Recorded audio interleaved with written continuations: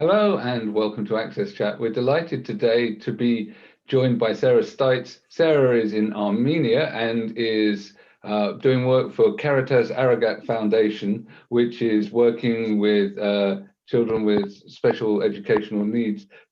Delighted to have you with us. It's great to be hearing about people's stories from other parts of the world, to know what's going on, to include disabled people, and really very interested to hear about your story and what you're doing. So can you tell us a little bit more about your background? And obviously, talking to you, you don't sound terribly Eastern European, so a bit of backstory as well, please. Sure, of course. Thank you so much for having me. I'm also delighted to be here. So yeah, we'll start with my background. I am a quarter Armenian, so I have a little bit of it in my blood. But I did recently become a dual citizen, so I'm an Armenian as well as American citizen. My grandfather was a full Armenian, but I never met him. He died long before I was born, and so that really inspired me to want to explore my roots. And so I found a program called Birthright Armenia. And the goal of this program was to bring young people whose ancestors were from Armenia but had fled during the genocide in 1915 and bring them back to their homeland. And so I did this program in 2018. And part of the program included volunteering, and I was placed at the organization where I now work. I loved it so much that I decided to stay. So that's a little bit about my background. That's fantastic. And so tell us a bit more about the foundation that you now work for. So Caritas Aregak Foundation runs two different organizations. The first is called the Emily Aregak Center, and we are a support and development center for kids with special needs in Gyumri, Armenia. And Gyumri, just a little bit about Gyumri, it is the second biggest city in Armenia. And probably the most notable thing to be aware of is that Gyumri experienced a huge earthquake in 1988. And prior to that earthquake, it was the cultural hub of Armenia. It was a successful city. There were many factories, but nearly all of the factories collapsed and the population was decimated. And the city never really returned to what it was like before. And so the poverty rates are very high here. The population of people with disabilities is higher because many people, of course, sustained injuries after the earthquake. The economy is very bad as well. So really, my organization meets a big need. And the way we think about it is that, we want to support families who have special needs kids and make their lives easier, help them on that journey. Because unfortunately, many families with special needs kids also do give up those children to orphanages because life is so hard in Armenia. Okay. So that is a little bit about our center. I can talk now about our bakery, or maybe we can get to that later, however you guys want to approach it. So of course, I'm still sort of digesting the description that you just gave about people, finding life so tough that they have to give away their children, and it obviously is heart-wrenching because it does, when people are forced to do that, it's obviously not because they don't love their children. So right. Describe a little bit about the sort of economic situation in Armenia, because people may not know. Obviously it's a former Soviet republic and is right. now independent, but yeah, it would be good for people to sort of understand a bit of the context as to why it's such a struggle, etc., aside from the natural destruction that's been wrought as well. Of course. Yeah, so of course the collapse of the Soviet Union happened shortly after this earthquake, and then there was also a war in Armenia around that time. So really everything happened at once, and Gyumri got the brunt of it. And so right now, work is just is the biggest problem in the city. So one really eye-opening fact that I'll share with you is that I couldn't give you the exact percentage, but at least half of the adult male population, if not more, works in Russia and sends home remittances to the families. Okay. There are many cases where they will stay in Russia and not send back money to the families. So that is one of the biggest issues, that the families are broken up because of this, because there's no work in the city. And then also special needs families, face higher rates of family breakup in general, and that is exacerbated here. So another factor, a sad factor to mention too, is that there is still very high stigma against people with disabilities in Armenia. And we, of course, are working to change that. There are many great organizations working to change that.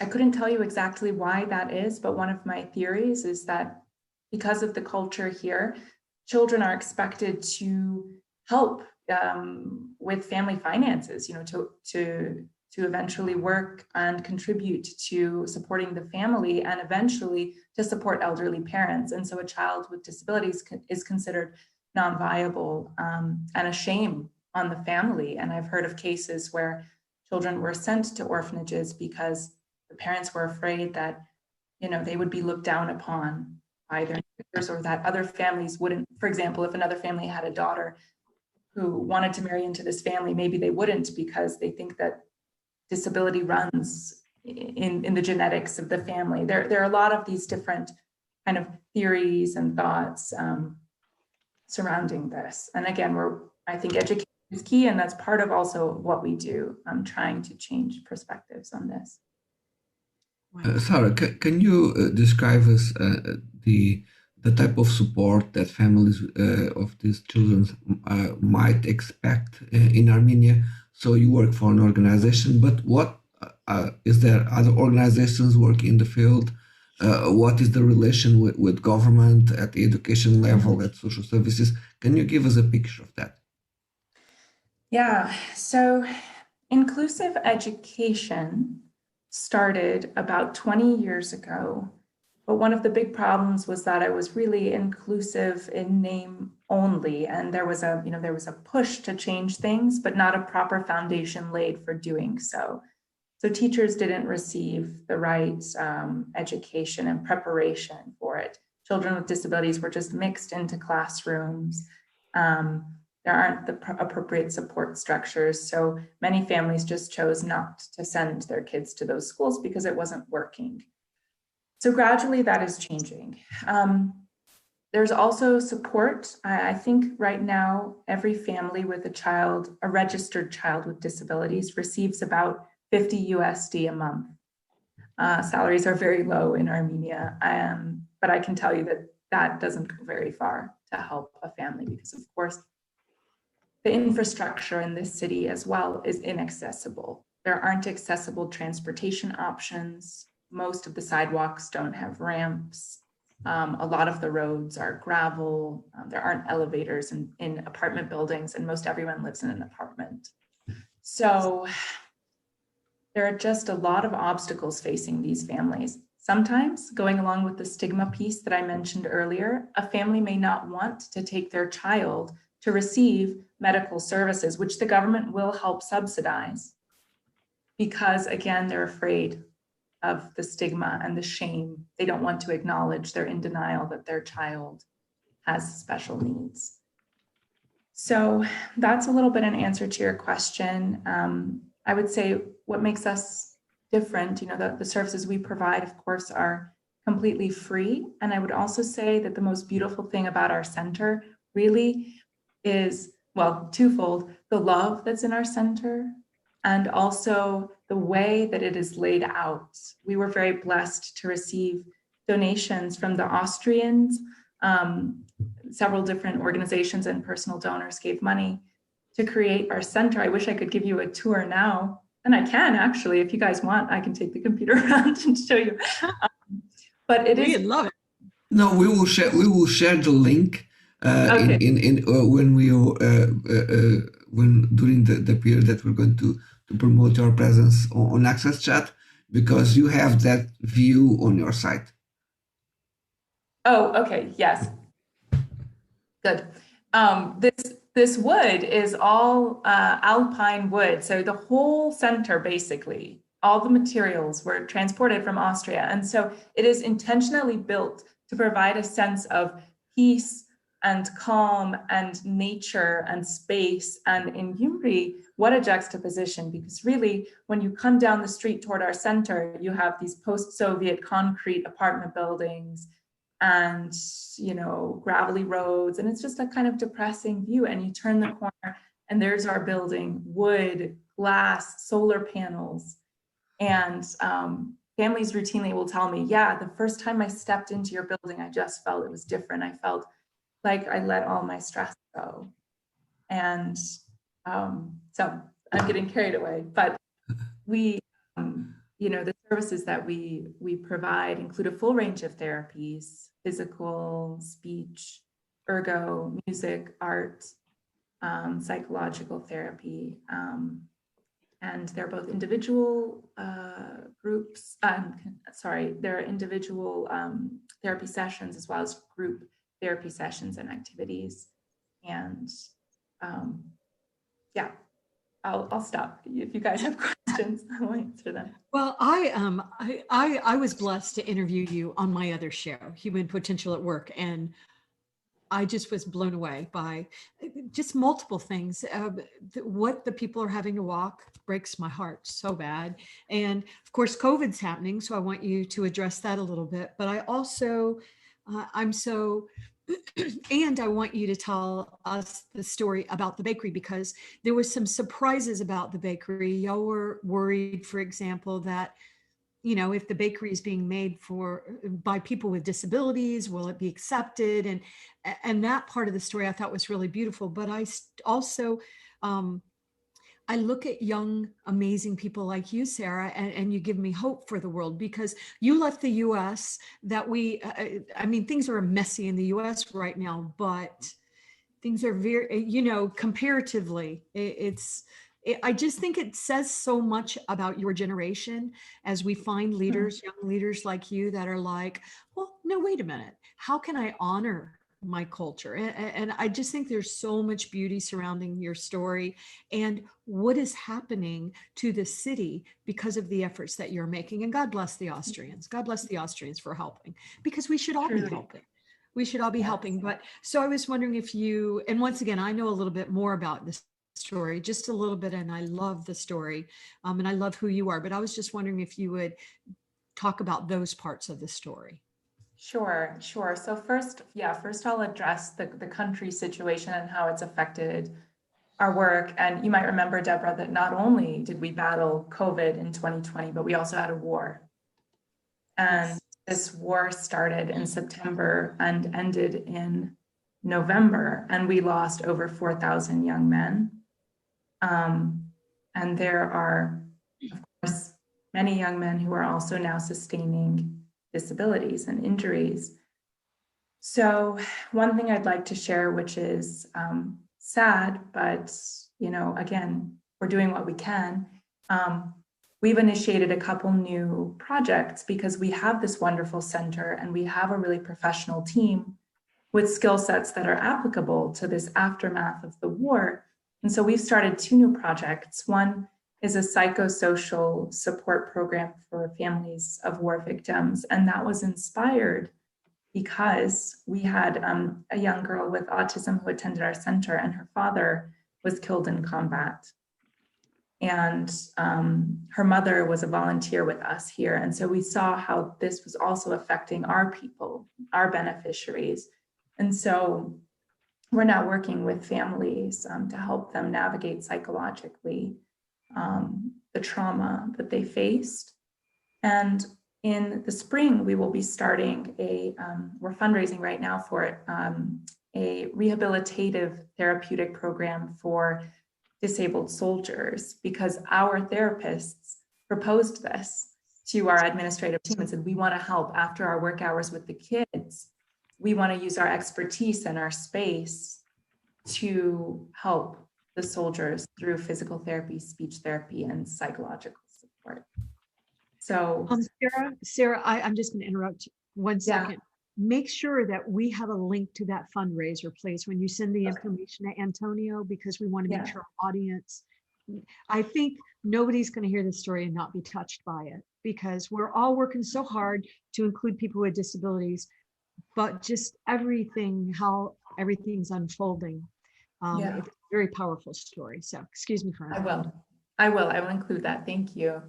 Yeah. So, I mean, on that note, I will say that while 2020 was definitely a challenge at the beginning because of COVID, really, COVID was completely eclipsed by the war. And so right now, really the country is just trying to survive. The economy is shot because of both the war and COVID. So our kids are still coming to the center. We take everyone's temperature when they come in, and we have hand sanitizer. Of course, it's not very practical to have the kids wear masks because, many children with special needs can't handle that. But thankfully, things are going okay. And we also know it's a trade-off. If these children stay at home, again, because our community is not accessible, can't even really get out of the house. And that is very detrimental psychologically and emotionally to them. So we're trying to just, keep having them come here and be smart and wise about how we do it. And thank God it's been okay thus far. And also y'all feed the children, and a lot of these families, just little things that maybe we don't think of, but Absolutely. The reality is if they didn't come, they might not eat too. So. You make a great point. Thank you for reminding me of that. Twofold here. The winter in Gyumri is brutal, I can tell you. And many of these families struggle to just heat their homes. Gas is wildly expensive compared to people's salaries. And so our center is warm and they are fed here. That's a huge thing for these families to know that, okay, my child at least has this one square meal in the day and will be warm from this hour to this hour. So yes, that is another huge service that we provide. So I will move to the bakery unless you guys have any. Yeah, we want you to move to the bakery, but also after the bakery, we want you just to talk a little bit about why you would do this, Sarah, because this is, I think that's an important part of it. But go ahead, please tell us about the bakery, because I love this part of it.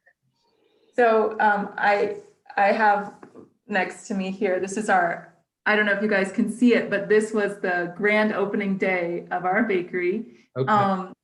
And so what was thrilling for me is that the center has been around, for a while before I came, but the bakery opened 3 months after I arrived in Armenia. So I got to play a huge role in the PR and communications and marketing build up toward it. And so it's really it's kind of the same age as my time in Armenia. So it's very near and dear to my heart. And I was just there yesterday, and my favorite waiter, a young man named Hovo with Down syndrome, it was his 28th birthday. And I always say that guy's hugs, you're supposed to have 7 hugs a day to fill your quota, but one of his hugs fills your quota for the week. He's a delight. But I should move back and say, the reason we opened this bakery is because we had a problem where we saw that our center was serving youth up to the graduation age of 18, 19. And after they left our center, again, there was no work. There's not work for completely abled people. There was no work for people with disabilities, nothing for them to do. And so we ended up getting a grant from the European Union to do a project that involved a training component as well as money to actually renovate an old building and turn it into Armenia's first inclusive bakery and cafe, Aregak Bakery. And our mission is to provide employment opportunities for young adults with special needs, as well as moms of kids with disabilities who also face obstacles to entrance to the labor market. So I just am always so full of joy whenever I talk about this place, because it really is the sunniest, the warmest corner in Gyumri. People love coming there because First of all, our pastries and our bread and our coffees are really top notch. They're very high quality, but also just because of the atmosphere. It's such a warm place to be, and people love Hovo, the young man I mentioned before. I mean, he brings their pastries and coffee with this huge smile and such joy. And Hovo really taught me an important lesson, and that is that I always knew that people with special needs and with disabilities, of course, could work and of course have skills, but I never really understood the reality that they have unique skill sets, meaning, for example, that Hovo is a better waiter than I could be. I'm a classically abled person, but I couldn't have the joy that Hovo has and the delight that he takes in his work. I just couldn't display that in the same way. And so he makes an excellent waiter. And our young barista, Grisha, with cerebral palsy, he too exhibits that sort of joy in his work. And he is so honored to have work. He supports both of these young men support their elderly parents with their paychecks. And the dignity they feel in their work fills me up, just fills me up. I think this is great because you talked before about the sort of very low expectations that people have of people who have disabilities or learning differences in Armenia, and essentially what you're doing is flipping that completely on its head, and they're becoming the bread makers and the bread winners. And exactly. That then is smashing stereotypes. So I think that's fantastic. I really love this model. I think it's really, really nice. Exactly. I wrote a piece about our bakery for the newspaper Armenian Weekly, and they came up with a great Instagram caption for the story when they posted there. They said, "We were breaking bread and barriers," and it's true. And you also did a great one there, baking bread and winning bread, right? Bread winners. Bread makers and bread winners. I wrote it down. Exactly. You might want to use it in one of your campaigns. But I love the other one too, breaking bread and barriers. Mm-hmm.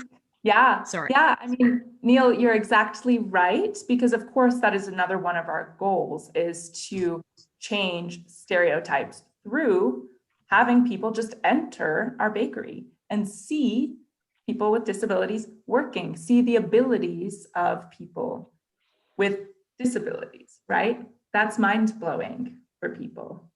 My question goes exactly to that, is from the period that you are in Armenia and that you are working on that project, what observations have you made in relation to the impact in the local community?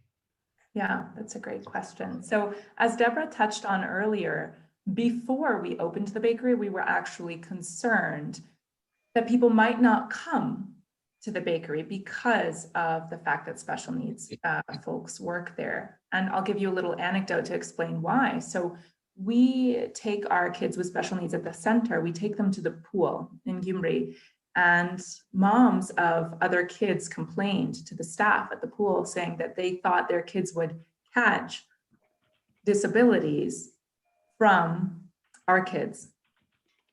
So that was one of our concerns. We thought, well, if there's this fear that it's contagious, if there's this fear that these people are sick, and actually, I kid you not, the Armenian word, the kind of rude Armenian word that people use for special needs folks is hivand, which means sick in Armenian.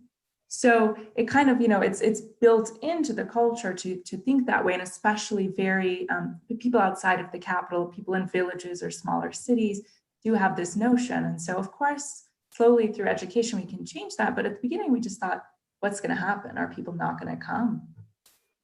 But gradually people came, and I think it really helped that we had opinion leaders come. The president of Armenia came very, very early on, and he had just such a warm relationship with our staff, especially our two young men with Down syndrome. And he, said such wonderful things about us. I think he helped change people's perspectives. And so right now I can tell you that on every platform where it's possible to rate us, we have 5 stars. We've never received anything less than 5 stars on Google My Business, on Facebook, on TripAdvisor. And yeah, people, I mean, look, people are compelled as well by the quality of our products. And that was another strategic decision we made. We didn't want to just be any run-of-the-mill bakery.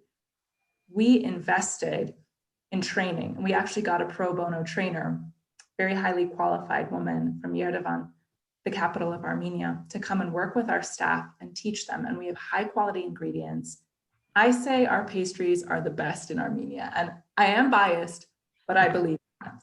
I really do. And so if people are not coming for our staff, they're coming for the pastries, and slowly we're working on them. And I've seen changes. I don't have proof, but I feel that. I sense that because of the growing popularity, the fact that people come from all around Armenia, people have heard about us, and people see that it works. They just see it in action.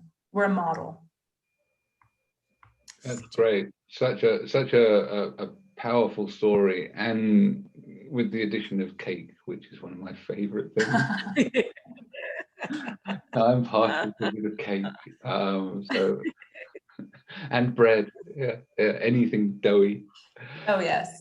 Coffee, Armenian coffee, yummy. I want some right now. Oh yeah. You're getting me started. So wow, yeah, no, that would be amazing. Goodness me. So do you have plans to roll this model out further? I mean, it sounds like what you're doing is great and also could be replicable. Obviously, you don't want to overstretch, but this seems like something where you could have bakeries in more than one town and be doing this and upending those assumptions around Armenia and that, you know, I can see how that would work really well. Has the foundation got big plans? We do have big plans. We do. We have discussed opening a second branch of the bakery, but we want to do it in Gyumri. We want to have 2 in Gyumri. We want to have one focus more on catering. We want to expand our operations that way. One of the main reasons we don't want to have a branch in Yerevan, in the capital, is because really we are a sort of attraction, bringing people from the capital to Gyumri. And we like it that way because one of the biggest issues is that there's a brain drain from Gyumri to Yerevan. Many of the talented young people move away from our city. And we just think Aragak is something special that brings people here. But we also do have other plans. I would like to open a business myself in Armenia. And I have a lot of different ideas, but whatever I do open, I for sure am going to be employing young people with special needs who have graduated from our center and done our training courses. And I want to show that, that we can have multiple inclusive businesses and use this model. That's fantastic. Sarah, going with what Neil said, sort of following Neil, what are the number one thing, or what are some things y'all need right now? I know you mentioned that you're doing a fundraiser, so we'll definitely put that out there. But you know, our community is going to love this story. It's going to touch so many hearts. Are there other things that our community can help you with? And by the way, this question is not just for today. Please come back to us and tell us as you advance and as y'all do other things and as you need more things. But are there any things communities could help you with right now? Mm-hmm. Oh, thank you. Wow, what an offer. Well, two things come to mind besides the rehabilitative care project that I mentioned. So 2020 was the first year that the Armenian government actually supported our center through funding. We received a grant for our services for children with autism, but this year, we're not really sure why, but we did not get that grant this year. So we're a little bit in a lurch. There's a possibility we might get it. I think they're reviewing, again, the applicants. So we are looking to fundraise to fund that particular program. And then with the bakery, this is the one that I myself am most excited about and really working to fund, is that our cellar in the bakery is currently unfinished. It has a humidity problem, and so we're unable to use it. And our bakery space is very small. So having that extra space down there would be threefold. It would allow us to have more storage, so we wouldn't have to go so frequently to Yerevan to get supplies. We could keep it all down there. The second is that we could expand our operations. I mentioned catering. That's something we really want to do, is start doing events. And so that would give us space to prepare catering in the basement. And then also our staff don't have any place to rest during their breaks. It's a very, very small space, a cramped kitchen. And that has caused some problems in the past, especially with our special needs young adults, just not having the space that they need to be at peace. And so we need about $10,000 to renovate that space. So yeah, those three things are on my mind in terms of fundraising. Okay. Do you have a GoFundMe or any other sort of direct fundraising campaign? Because there's all of these sort of ways that you can raise money on the web that we, if we can tweet out links for that kind of stuff, please feel free to share. That would be great. One of the biggest issues is that a lot of those don't work from Armenia. Okay. Explored so many options, and because we are not yet, Debra knows this, that hopefully this year we want to start a 501c3 equivalent of the Caritas Aregak Foundation, so we can start using all of these amazing tools. So yeah, GoFundMe I think could work, but it would have to be done through a personal account or through a different organization, and then the money would have to be transferred to us.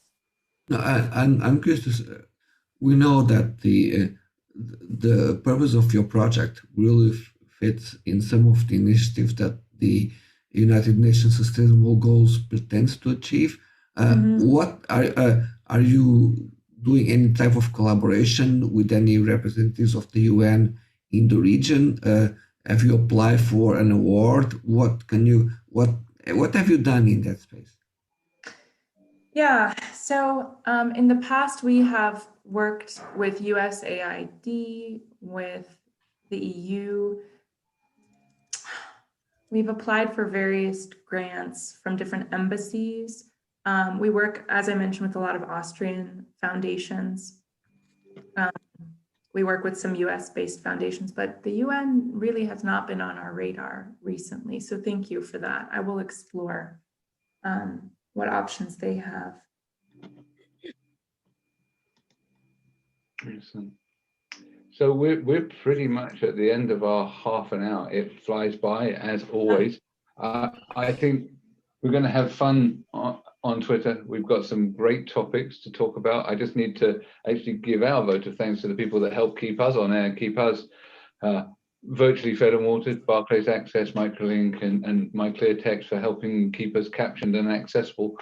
So thank you very much, Sarah. It's been a real pleasure talking with you and finding out about the work you're doing. It's really great work.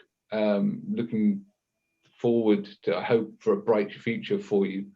Thank you again. Thank you. Thank you so much. It's my pleasure.